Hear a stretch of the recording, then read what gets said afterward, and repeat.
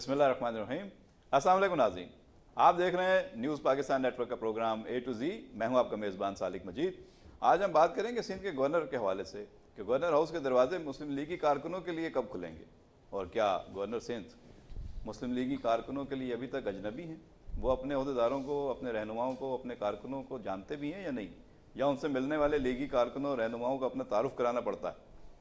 मुस्लिम league के दरवाजे जो हैं वो गवर्नर हाउस पे काफ़ी अरसे तक बंद थे, और जब सईदुज़्ज़मा सिद्दीकी साहब आए और 14 साल का जो अरसा था डॉक्टर इशरत का वो ख़त्म हुआ, तो उसके बाद निहाल हाशमी ने बड़ी भड़ास निकाली थी और बड़ा गुस्सा निकाला था। उन्होंने जो कलमात अदा किए थे, जो बातें की थी, जो अल्फाज अदा किए थे, उस पर उनके मुखालफिन तो चीखे ही थे। खुद उनकी वफाकी वज़ीर मुमलिकत मरियम औरंगज़ेब ने वजाहत दी थी कि ये उनके ज़ाती ख्यालात हैं, पार्टी पॉलिसी नहीं है। लेकिन सियासत में ऐसे ही होता है, रहनुमाओं से बातें करवा भी दी जाती हैं और बाद में ये भी कहा जाता है कि ये उनके ज़ाती ख्यालात हैं।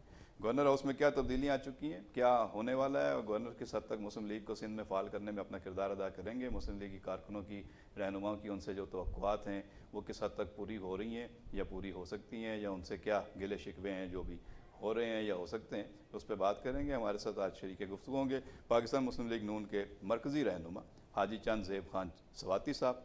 उनके मशकूर हैं, तशरीफ़ लाए हमारे प्रोग्राम के लिए, अपने कीमती वक्त में से उन्होंने टाइम निकाला। और उनके साथ सीनियर साफ़ी और एंकर पर्सन आपके जाने पहचाने मियाँ तारिक जावेद साहब, और उनके साथ शहजाद चुगताई साहब, सीनियर साफ़ी और तजिया निगार। मुख्तलिफ़ मौज़ूआत पर इज़हार ख्याल करेंगे। प्रोग्राम के मुख्तलिफ़ सेगमेंट्स में हम दीगर मौज़ूआत को भी शामिल गुफ्तगू करेंगे। प्रोग्राम का आगाज़ करते हैं हाजी चंद ज़ेब खान सवाती साहब से। जी चंद ज़ेब साहब, पहले तो आपका शुक्रिया, आप तशरीफ़ लाए। क्या पोजीशन लगती है आपको, ये गवर्नर हाउस के दरवाजे मुस्लिम लीगी कारकुनों पर खुल गए हैं, या अभी वो इंतज़ार कर रहे हैं कि वो जाके गवर्नर से मिलेंगे, उनको मुबारकबाद देंगे, और क्या गवर्नर सिंध जो है वो अपने कारकुनों को, अपने रहनुमाओं को, अपने अहदेदारों को पहचान लेंगे या जाके तारुफ कराना पड़ेगा? बिस्मिल्लाहिर्रहमानिर्रहीम। पहले तो सालिक भाई, आपको और आपकी पूरी इस टीम को मुबारकबाद पेश करता हूँ, और दुआ गो हूँ कि अल्लाह पाक परवरदिगार आपका ये प्रोग्राम और आपका ये जो चैनल जो है इसे दिन दुगनी रात चुगनी तरक्की अता फरमाए।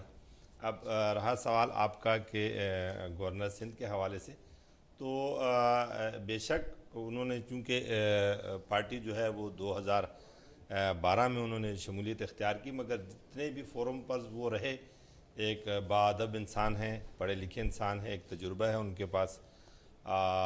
हमारी ख्वाहिश ये है कि सिर्फ मुस्लिम लीग ही नहीं, इस सूबे में तमाम पॉलिटिकल पार्टियां और इस सूबे के जो मामलात हैं उसमें उनकी गवर्नेंस जो है वो बेहतर हो, और वो चूँकि मरकज़ की नुमाइंदगी करते हैं और मरकज़ और सूबे का तावन एक साथ हो, एक पिच पर हों, तो इस सूबे के लिए बेहतर होना चाहिए। जहाँ तक रहा पार्टी के कारकुनों और ज़िम्मेदारों का, तो मैं ख़ुद उनकी ओथ सरमनी में शरीक था, तो बड़ी एक मोहब्बत प्यार रहा उनका, और हम ये उम्मीद रखते हैं कि, और अभी ये इतने दिनों में सूबाई क़यादत के साथ उनकी मुलाकात रही है, और असल में ठीक है, गवर्नर तो मुस्लिम लीग नून का आप उसको कह सकते हैं, मगर चूँकि ये एक मरकज़ की तरफ से ज़िम्मेदारी होती है, तो ये पूरा सिंध जो है ये उनका है, और हमारे उम्मीद है कि उनकी जो तैनाती है तो वो इस सूबे के लिए अच्छी होगी और बेहतर होगी, इसलिए कि एक अच्छे इंसान है, उनके पास एक तजुर्बा है, एक विल है।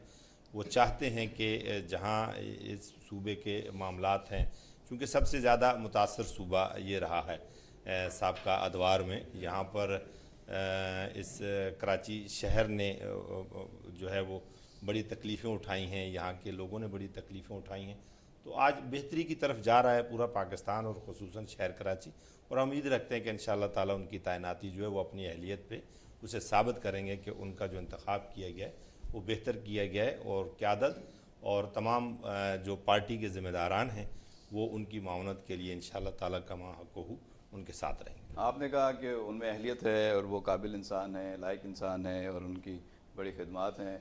आपके जो सियासी मुखालफिन हैं, बिलखुसूस इमरान खान कराची आए, उन्होंने आके असद उमर की मौजूदगी में उनके भाई जो गवर्नर बने हैं उनके लिए उन्होंने कहा कि मुझे अफसोस है कि ये शख्स अपनी काबिलियत पर गवर्नर नहीं बना, बल्कि इसको वफादारी का इनाम दिया गया है। और वफादारी भी एक ऐसे शख्स की जो मतलब उन्होंने कहा कि वो करप्शन में मुलविस हैं, पनामा लीग के बारे में सब कुछ जानते हुए बूझते हुए उन्होंने करप्ट हुक्मरानों की और शाही ख़ानदान की करप्शन का दिफा किया। उस दिफा के बुनियाद पर उनको जो है इनाम के तौर पर गवर्नरी दी गई है, तो ये उनको नहीं करना चाहिए था। वो कहते हैं अफसोसनाक बात है कि इतना काबिल आदमी जो है वो करप्ट हुक्मरानों का दिफा करता है। तो आप कहते हैं काबिलियत पे बना है, वो कहते हैं वफादारी दी, उसका इनाम दिया गया है। नहीं सालक भाई, जहाँ तक तो खान साहब की बात का ताल्लुक है तो एक बात आप याद रखेंगे, वही खून जो मोहम्मद ज़ुबैर की रगों में दौड़ रहा है वही असद उमर की रगों में भी है। और वफ़ादारी अगर देखी जाए तो एक भाई वफ़ादार हो सकता है तो दूसरा बदयानत कैसे हो सकता है। जहाँ तक खान साहब की बात है तो खान साहब और भी बहुत कुछ कहते रहे हैं, और जो उनकी सियासत 2013 से आज 2018 तक जो उनका सफ़र जारी है तो वो अपने सूबे में डिलीवर नहीं कर सके हैं। उनके सूबे के आज जो मुंतखब लोग जो कल उनके वज़ीर आला को तहरीक इंसाफ में लेकर आए थे, आज वो मुस्लिम लीग नून का हिस्सा बन गए हैं। और उनके वो मुंतखब लोग जो चेयरमैन और मुख्तलिफ पार्टी के जो उनके ज़िम्मेदार हैं, तो ये हमारी सर्विस है। हम ये नहीं कहते हैं कि दूध और शहद की नहरें बह गई हैं, मगर हम ये ज़रूर कहते हैं कि इन 3.5 सालों में अल्हम्दुलिल्लाह पाकिस्तान एक बेहतर सिमत की तरफ गामज़न है। और हमारे को जो चैलेंज 2013 में थे उसमें किसी हद तक अल्हम्दुलिल्लाह ये गवर्नमेंट और मियां मोहम्मद नवाज शरीफ की सरबराही में ये मुल्क जो है वो आगे की तरफ जा रहा है। खान साहब हैं 2018 में, मेरा ख्याल है कि जिस सूबे की आज उनके पास ज़िम्मेदारी है ये भी नहीं रहेगी, और इनके बहुत से बड़े बड़े जो लोग हैं इनकी ज़मानतें भी जब्त। आपने कहा कि मोहम्मद ज़ुबैर उमर के जिस्म में भी वही खून दौड़ रहा है जो असद उमर के जिस्म में खून दौड़ रहा है, और ज़ाहिर है कि उनके वालिद जो हैं वो पाकिस्तान आर्मी को सर्व करते रहे, अहम ओहदों पर रहे, और उनके बारे में महमूदुर रहमान कमीशन में लिखा हुआ है कि उनके मजालिम का ट्रायल किया जाना चाहिए और उनको सज़ा देनी चाहिए। उन्होंने जनरल अरोड़ा के सामने जो हथियार डाले थे उसमें वो भी शामिल थे, और उसके बाद भारतीय जंगी कैदी भी रहे।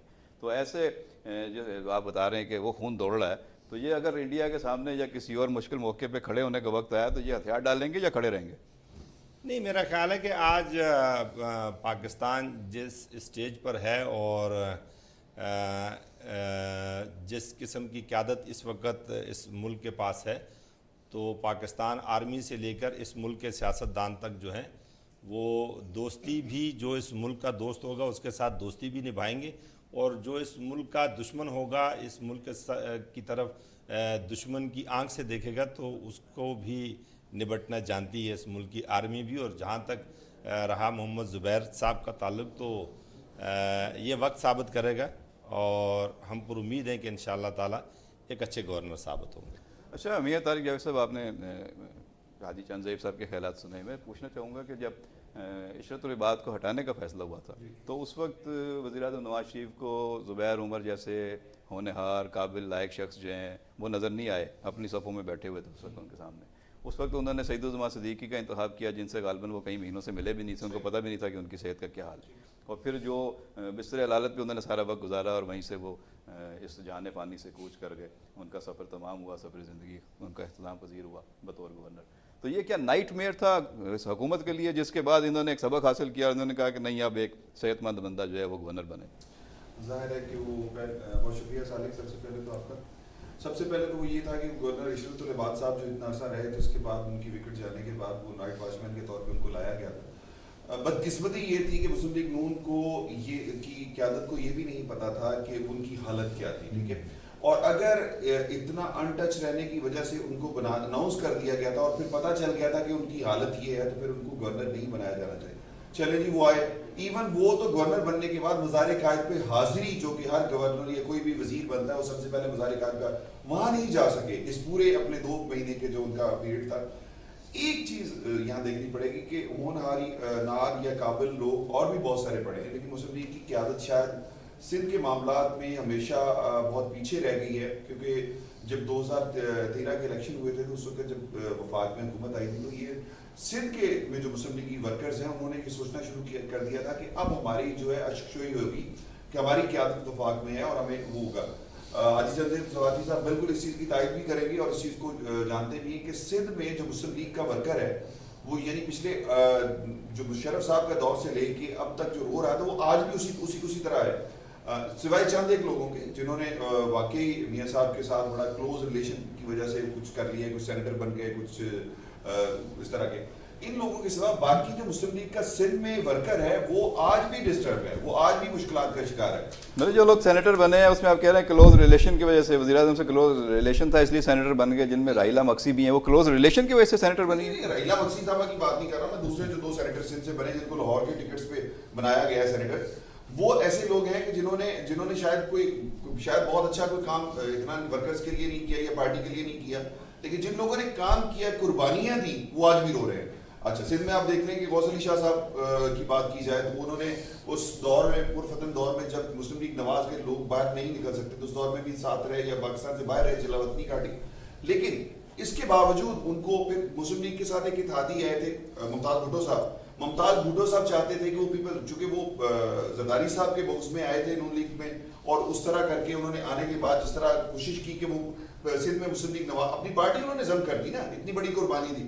اس کے بعد ممتاز بھٹو صاحب کا علیحدگی کا اعلان, اور پھر ان کا بیٹا جو ہے وہ جا کے وزیر اعلیٰ پنجاب میں شہباز شریف سے ملتا ہے, اور وہ پھر دوبارہ شاید ضم ہونے کی کوشش ہو رہی ہے, یا جو ان کو کچھ تھوڑے سے, ان کا بیٹا تو کل بھی وزیر اعظم کے ساتھ اجلاس میں بیٹھا ہوا تھا. لیکن ایشو صرف اتنا سا ہے کہ سندھ میں مسلم لیگ کا جو عام ورکر ہے, جو عام لیڈر ہے, وہ مشکلات کا شکار تھا, ہے اور رہے گا, اس لیے کہ مسلم لیگ کی قیادت جو ہے سوائے پنجاب سے اور مرکز سے نکلنے کی کوشش ہی نہیں کر رہی. جو سندھ میں کام ہو رہے ہیں, جو سندھ میں, حالانکہ میرا خیال ہے کہ مسلم لیگ چاہتی تو سندھ میں اپنا ریوائول کر سکتی تھی.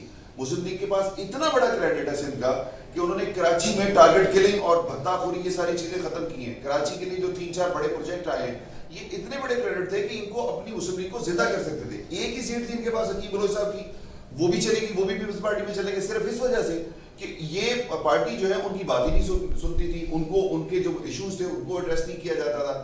جو عام پبلک ہے, کیونکہ ظاہر سی بات ہے جو اس حلقے کے لوگ ہیں ان کے جو مسائل تھے وہ نہیں حل ہوں گے, تو حکیم بلوچ کیسے ممکن ہے کہ وہ پارٹی میں سروائیو کرے گا. تو اس کو اپنے سروائیول کے لیے انہوں نے پیپلز پارٹی میں گئے. اب پیپلز پارٹی کیا کر رہی ہے, پیپلز پارٹی پہلے بھی اور اب بھی, اب ان کے حلقے میں کام بھی ہو رہے ہیں, لوگوں کے مسائل بھی دیکھے جا رہے ہیں, ان کو ڈسکس بھی ہو رہا ہے, ان کے ایشوز کو ایڈریس بھی کیا جا رہا ہے. تو بات یہ ہے کہ مسلم لیگ نے اب الیکشن جیتنے کے بعد اپنے ورکرز کو یہاں بالکل لاوارث چھوڑ دیا تھا. جہاں تک زبیر صاحب کے گورنر بننے کی بات ہے, تو زبیر صاحب تو کہتے ہیں جس طرح وہ کہتے ہیں پیرا شوٹ سے آئے, پیرا ٹروپرز ہیں, آئے چلے گئے. اور رہی بات پاکستان کی سیاست کی, تو بات یہ ہے وہ جس طرح باقی پولیٹیشین یا پولیٹیکل جو فیملیز ہیں کہ ایک فیملی کا ایک فرد جو ہے وہ مسلم لیگ نواز میں ہے, دوسرا فرد جو ہے پیپلز پارٹی میں ہے, تیسرا فوج میں ہے, چوتھا فوج میں ہے, پانچواں بیوروکریسی میں ہے. تو یہی والا زبیر عمر اور محمد زبیر کا جو اسد عمر کا جو معاملہ ہے, یہ بھی وہی ہے. حالانکہ میرا خیال ہے دونوں پارٹیوں کے جتنے بڑے بڑے اختلافات ہیں, جتنے بڑے بڑے ایلیگیشنز لگتے ہیں, شام کو دونوں بھائی اکٹھے بیٹھے ہوئے ہوتے ہیں. اور تیسرے بھائی کا ذکر نہیں آ رہا جو نیشنل بینک میں اعلیٰ عہدے پہ, جو نیشنل بینک میں ہے. لیکن مسئلہ وہی ہے نا, یہ اس وقت سیاست صرف ہو رہی ہے مفادات کی. ادھر نون لیگ سے مفادات لے رہے.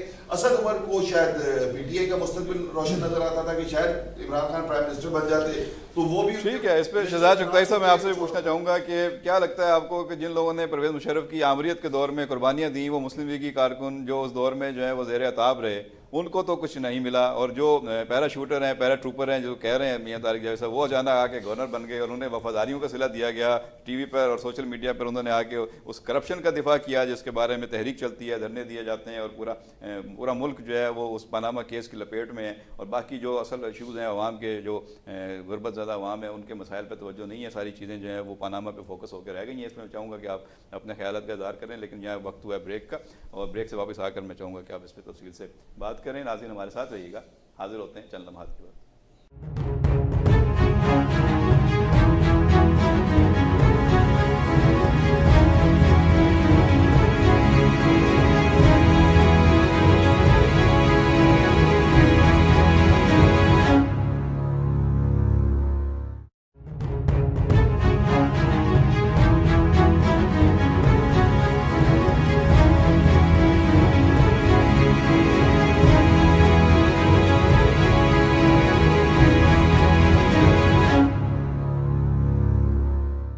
ویلکم بیک ناظرین, آپ دیکھ رہے ہیں نیوز پاکستان نیٹ ورک کا پروگرام A to Z. میں ہوں آپ کا میزبان سالک مجید.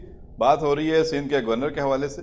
محمد زبیر صاحب جو ہیں وہ مسلم لیگ کی کارکنوں اور رہنماؤں کے لیے کتنے اجنبی ہیں اور کتنی اپنائیت رکھتے ہیں، ان کے بارے میں جو توقعات ہیں وہ کیا ہیں اور کس طریقے سے وہ معاملات کو آگے لے کر بڑھیں گے؟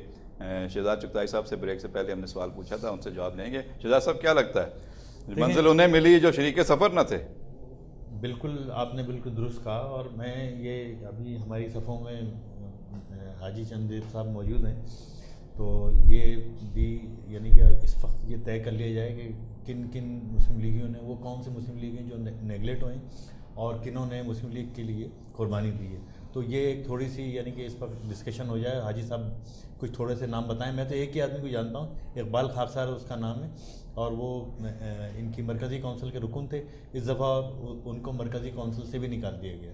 اچھا، اب جو میاں صاحب نے ایک بہت اتنی بڑی بات کی اور بالکل اچھی بات کی کہ دیکھیں، اگر اب 2018 کے الیکشن آنے والے، اب 2018 کے الیکشن میں اگر پیپل پارٹی الیکشن میں جاتی ہے، سندھ کی بات کر رہا ہوں، پورے ملک کی بات نہیں کر رہا، تو پیپل پارٹی کے پاس کچھ نہیں، یعنی کہ پیپل پارٹی نے کوئی ایسی سندھ کی خدمت نہیں کی ہے، کوئی سندھ میں چار چاند نہیں لگائیں کہ اس پہ اس کو پیپل پارٹی کو مزید 5 سال کا مینڈیٹ مل جائے، جو کہ مل جائے گا پیپل پارٹی کو، کیونکہ سندھ میں تو 90 ارب روپے تو خرچے ہیں نا لاڑکانہ میں۔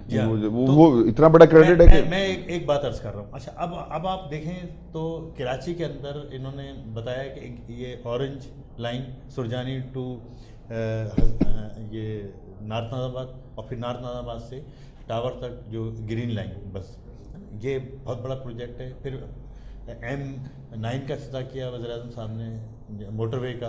وہ تو ادھورا پروجیکٹ ہے، وہ تو عمران خان کہتے ہیں پہلی دفعہ سنا ہے کہ کسی ادھورے موٹر وے کا افتتاح کیا گیا۔ 75 کلومیٹر تو سڑک انہوں نے بنا دی نا۔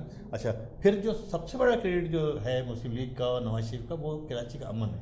انہوں نے کراچی میں امن بحال کیا۔ تو یہ لوڈ شیڈنگ، اب دیکھیں اس سال یعنی اب جو 2018 امن کس نے بحال کیا، رینجر نے یا وزیر اعظم نے؟ میں ایک بات کر رہا ہوں نا، 2018 تک آپ کے یہاں 10,000 میگا واٹ بجلی آ جائے گی، لوڈ شیڈنگ ختم ہو گئی، ٹھیک ہے۔ امن و امان وہ الگ بحث ہے کہ امن کس نے قائم کیا، لیکن یہ کہ یہ کریڈٹ تو نواز شریف کا ہے کہ انہوں نے کراچی میں 3 سال پہلے پاور سنبھالنے کے فوراً بعد ستمبر میں انہوں نے یہ کراچی آپریشن، ستمبر 2013 سے، ٹھیک ہے نا۔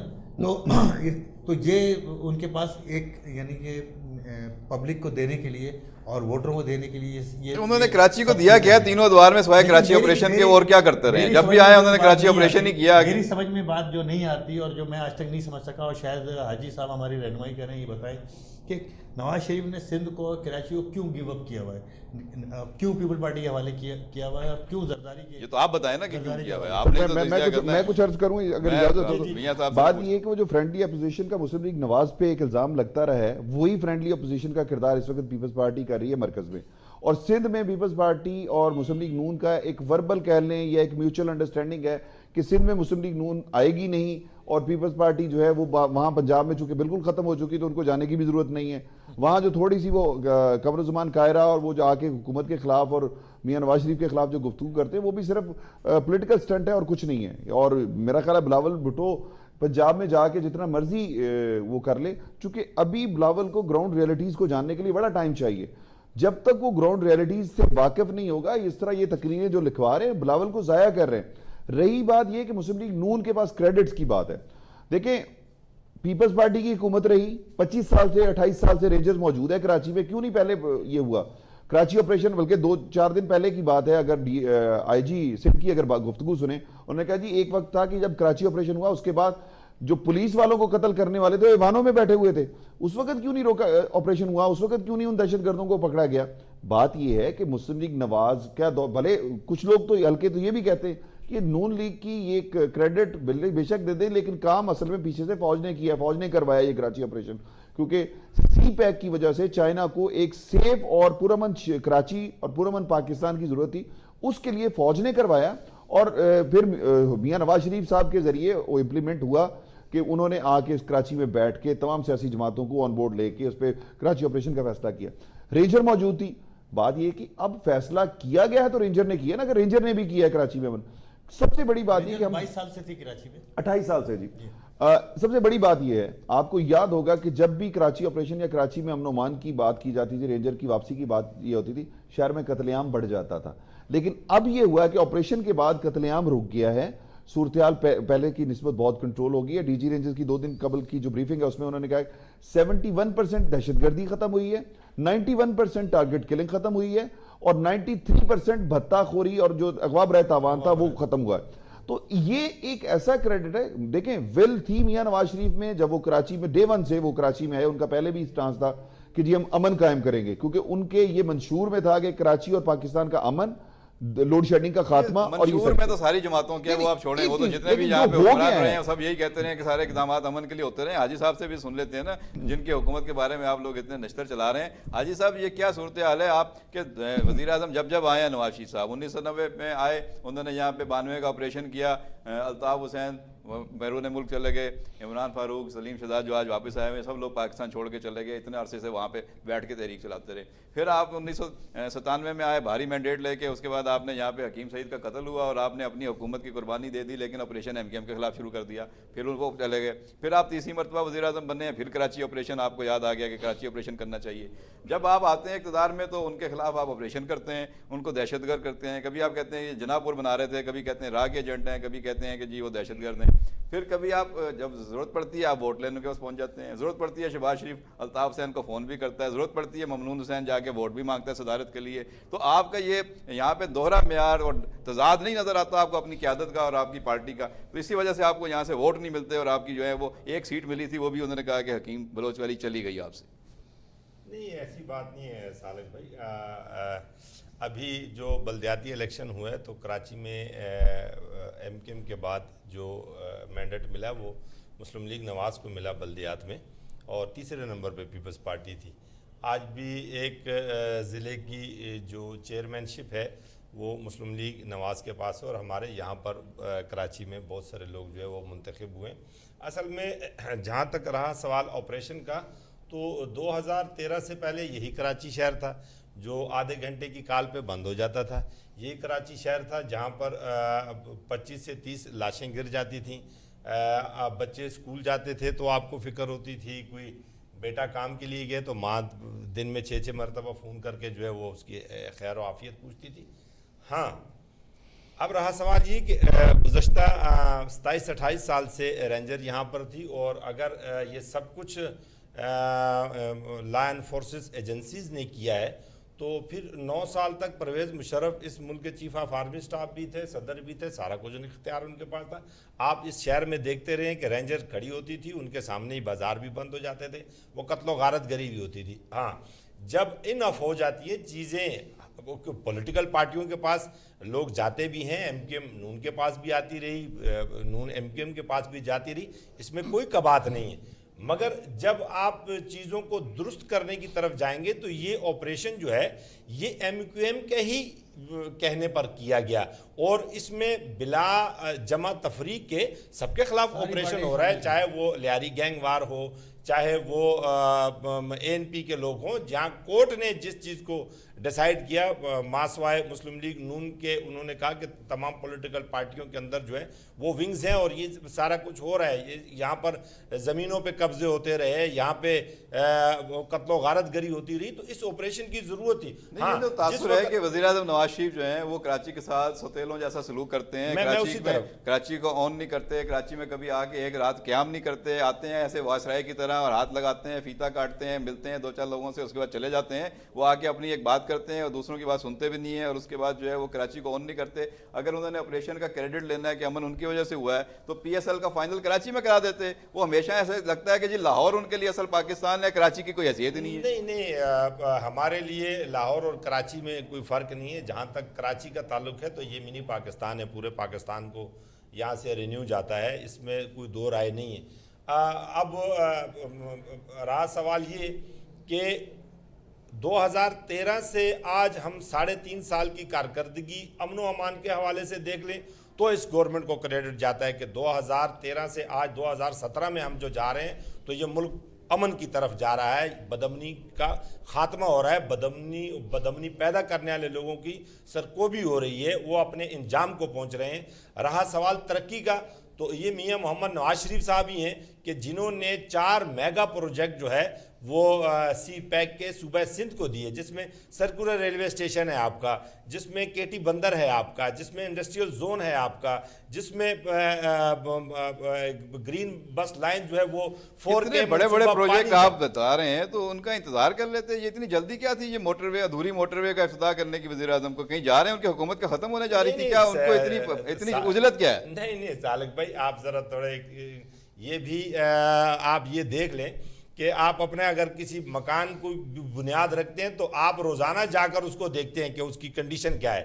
اگر 65% جو روڈ کمپلیٹ ہوئی ہے وہاں پہ وزیر اعظم صاحب آئے ہیں اور اگلے مطلب جو ہے وہ 10 مہینے کا ٹاسک دے کر گئے ہیں کہ باقی ماندہ سڑک جو ہے وہ بھی کمپلیٹ کر دی جائے. آپ یہ دیکھ لیں کہ ہم نے 2.5 سالوں کے اندر جو ہے کراچی سے حیدرآباد کا موٹر وے کمپلیٹ کر لیا ہے. یہاں پاکستان پیپلز پارٹی کا یہ حال ہے بنا رہے ہیں آپ سندھ کے عوام کو. یہ تو سپر ہائی وے بنی ہوئی تھی، اس کو آپ نے تھوڑا سا کشادہ کر کے موٹر وے کا نام دے دیا. پورے ملک میں آپ نے جو موٹر وے بنائی ہے وہ ایگزسٹنگ روڈ پہ نہیں بنائی. آپ نے جب لاہور سے پنڈی بنائی تو آپ نے جی ٹی روڈ کو کشادہ نہیں کیا، آپ نے نیا روٹ لیا. آپ نے جہاں جہاں موٹر وے بنائی ایک نئی زمین لے کے انتخاب کر کے وہاں سڑک بچھائی. یہاں آپ نے وہی بھٹو کی بنائی ہوئی سپر ہائی وے کو چوڑا کر کے اپنی تختی لگا رہے ہیں اور آگے فیتا کاٹنے، اور اس پہ ٹول ٹیکس بھی لگا دیا جس پہ ناصر شاہ کہہ رہے ہیں کہ ہم تو اس کو اکھاڑ پھینکیں گے ٹول پہ ٹیکس پلازا کو اگر آپ نے اس طرح لوٹ مار کر. ایسا نہیں ہے. وہ جو فیصلہ ہوا تھا وہ جب تک یہ کمپلیٹ نہیں ہوتا ہے تو وہ فیصلہ جو ہے وہ میاں صاحب کو چیف منسٹر صاحب نے وہیں ریکویسٹ کی تھی اور وہ میاں صاحب نے مان لیے. وہ ٹیکس تو نہیں لگائے اور جب کمپلیٹ ہوگا تب دینا بھی چاہیے ٹیکس. اب جہاں تک رہا کہ میں آپ سے وہی بات کر رہا تھا کہ گزشتہ 4 سالوں سے ایئرپورٹ سے قائد